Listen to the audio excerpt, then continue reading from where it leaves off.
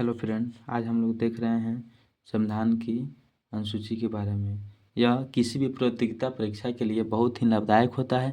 किसी भी एग्ज़ाम में यह कहीं ना कहीं से इसमें डायरेक्ट या इनडायरेक्ट क्वेश्चन पूछा जाता है। कहीं कहीं पूछा जाता है कि संविधान में कितनी अनुसूची है, कहीं कहीं ये भी पूछा जाता है कि मूल संविधान में कितनी अनुसूची थी। तो आज हम लोग देखेंगे इस जो है टॉपिक को कि संविधान की अनुसूची में क्या है, क्या किस चीज़ की चर्चा किया गया है। फिर इसके बाद हम लोग इसके बाद वाले वीडियो में विस्तृत इसकी जानकारी देखेंगे। अभी एक नज़र में देखते हैं कि भारत के संविधान की अनुसूची क्या है। तो हमारे मूल संविधान में अनुसूची की संख्या 8 थी। हमारे मूल संविधान में जब हम लोग का संविधान तैयार होकर के लागू हुआ था तो उस समय संविधान में अनुसूची की संख्या 8 थी। लेकिन वर्तमान समय में अभी संविधान में अनुसूची की संख्या 12 हो गई है। अब उस समय तो 8 थी लेकिन अभी 12 है। तो समय समय पर इस तरह के कोई अगर संविधान में प्रावधान आता है या फिर मतलब कि किसी नए चीज़ को जोड़ना रहता है तो उसको बाद में जोड़ा जाता है। बहुत सारे चीज़ों को जोड़ा गया है और इसमें संशोधन किया गया है, इसी को संवैधानिक संशोधन कहा जाता है। तो देखते हैं कि अनुसूची में किस चीज़ की चर्चा किया गया है।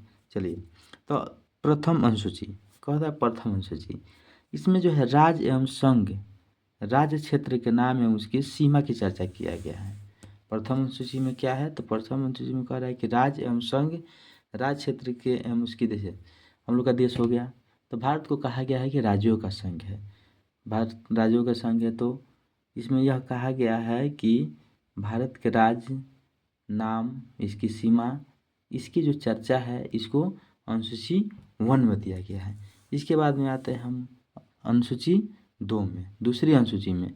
इसमें विभिन्न पदाधिकारियों के वेतन भत्ता की चर्चा किया गया, जैसे राष्ट्रपति, प्रधानमंत्री, उपराष्ट्रपति, राज्यपाल, मुख्य न्यायाधीश, अटॉर्नी जनरल, सबके जो है पदाधिकारियों के वेतन भत्ता की चर्चा दूसरी अनुसूची में दिया गया है। इसके बाद आते हैं हम तीसरी अनुसूची में। तो तीसरी अनुसूची में विभिन्न पदाधिकारियों की शपथ की चर्चा किया गया है। कोई भी कर्मचारी हो भारत में, इलेक्टेड हो या सिलेक्टेड हो, उसको शपथ लेने की ज़रूरत पड़ती है अपने काम करने के लिए। तो विभिन्न पदाधिकारियों जैसे प्रधानमंत्री, राष्ट्रपति, संसद के सदस्य, विधानसभा के सदस्य, सब किसी को शपथ लेने की चर्चा है, शपथ लेने की जरूरत पड़ती है। तो इसकी चर्चा जो है तीसरी अनुसूची में किया गया है। इसके बाद आता है चौथी अनुसूची। तो आप सब भी जानते हैं कि राज्यसभा एक स्थायी सदन है, उच्च सदन है। इसमें जनता सीधे चुनाव ना करके सीधे अपना प्रतिनिधि चुन करके जनता के प्रतिनिधियों के द्वारा जो है इसके सदस्य को चुना जाता है। तो इसीलिए इसको कहा जाता है कि राज्यों के प्रतिनिधि। तो राज्यों के प्रतिनिधि तो विभिन्न राज्यों में कितनी राज्यसभा की सीटें हैं, इसकी चर्चा जो है अनुसूची 4 में किया गया है। उसके बाद आते हैं अनुसूची 5 में। तो 5वीं अनुसूची 5 में दिया गया है पूरे भारत के एससी और एसटी अनुसूचित जाति और जनजाति के प्रशासन और नियंत्रण के चर्चा किया गया है। इसके बाद आते हैं हम लोग छठी अनुसूची में। तो छठी अनुसूची में असम, मेघालय, त्रिपुरा, मिजोरम राज्यों के जनजातीय प्रशासन के बारे में चर्चा किया गया। यानी 4 राज्य, भारत के 4 राज्य असम, मेघालय, त्रिपुरा और मिजोरम के राज्यों के अनुसूचित जनजाति यानी शेड्यूल ट्राइब के बारे में चर्चा किया गया है छठी अनुसूची में। इसके बाद आता है 7वीं अनुसूची में। तो विभिन्न प्रकार की सूची की चर्चा किया गया है, जैसे संघ सूची, राज्य सूची, जैसे हम लोग पढ़ रहे हैं ये भी किसी न किसी सूची का हिस्सा है। रेलवे वो भी किसी के सूची के हिस्सा है। तो इसका भी जो खंडन है, जो व्याख्या है, जो डिवाइड किया गया है, इसकी चर्चा कहाँ है, तो अनुसूची 7 में किया गया है। इसके बाद आते हैं अनुसूची 8 में। तो अनुसूची 8 में भारत द्वारा मान्यता प्राप्त भाषाएं की चर्चा किया गया है। इसमें कुल 22 भाषा है। हमारे देश में मान्यता प्राप्त भाषाओं की संख्या कितनी है, तो 22 है। तो 22 भाषाओं की चर्चा किसमें, तो अनुसूची 8 में किया गया है। इसके बाद आते हैं आपके यहाँ पे अनुसूची 9 में।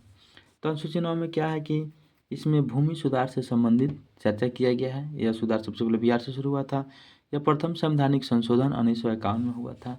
संविधान में ऐसे प्रावधान है कि किसी नया चीज़ को जोड़ना चाहिए, जोड़ना हो या फिर निरस्त करना हो, उसके लिए संविधान में संसद को यह अधिकार दिया गया है कि संविधान में नए चीज़ को जोड़ सकती है, पुराने चीज़ को तोड़ सकती है। तो 9वीं अनुसूची में दिया गया है भूमि सुधार से संबंधित प्रावधान है, जिसको प्रथम संवैधानिक संशोधन 1951 में जोड़ा गया था। उसके बाद आता है 10वीं अनुसूची। 10वीं अनुसूची में क्या है कि दल बदल के आधार पर संसद एवं विधानसभा की निर्भरता के बारे में दिया गया है, यानी संसद या विधानसभा का कोई सदस्य, वो सांसद हो या विधायक हो, जिस पार्टी से चुनाव लड़ता है और वह पार्टी को छोड़ करके किसी दूसरे पार्टी में चला जाता है तो उसको दल बदल कानून लगता है। तो इसकी चर्चा 10वीं अनुसूची में किया गया है और इसको जोड़ा गया था 52वीं संवैधानिक संशोधन 1985 में जोड़ा गया था। इसके बाद हम लोग देखते हैं 11वीं अनुसूची में। इसमें ग्रामीण स्थानीय स्वशासन पंचायती राज की चर्चा किया गया है। इसको जोड़ा गया था 73वें संवैधानिक संशोधन 1993 में जोड़ा गया था। इसके अंतर्गत पंचायती राज की चर्चा किया गया है। इसके बाद आता है 12वीं अनुसूची। इसमें शहरी स्थानीय स्वशासन यानी नगर पालिका की चर्चा किया गया है। इसको 74वें संवैधानिक संशोधन 1993 में जोड़ा गया था। तो इस तरह आज हम लोग का अनुसूची जो हम लोग को थोड़ा एक नज़र में देखना था ख़त्म हुआ। उम्मीद करते हैं कि आप लोग को यह अच्छा लगा होगा। अच्छा लगेगा तो कमेंट में बताइएगा। हम लोग अगले वीडियो को लेकर के आएंगे और कोशिश करेंगे और अच्छा से लेकर आएंगे। जय हिंद, जय भारत।